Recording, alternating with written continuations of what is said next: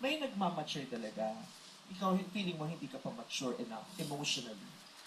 Hindi po, kasi parang yung isa rin po kasi sa reason na sinasabi mo, parang hindi ko po kasi kaya siyang iwan pag halimbawa magplano po akong to work abroad, yung parang ganun po. Hindi ko po kayang iniisip niya ako habang nasa abroad ako. Parang ayoko na siyang bigyan ng responsibility to commit. Parang gusto ko siya maging masaya in her own way. Parang sa sobrang mahal ko po siya. Parang I'm willing to sacrifice. Madaling magsikip yung dibdib niya. Nagpa-x-ray ka ba kamakain? Nagiging emotional lang pag Mabilis pag-usapan sumisipit ang mga dibdib, di ba? Si Giles eh. Uy, pero parang meron siyang emotional maturity, ha? Kasi nakakaramdam ko eh. ng Yeah. parang, That's emotional maturity, Yeah. actually.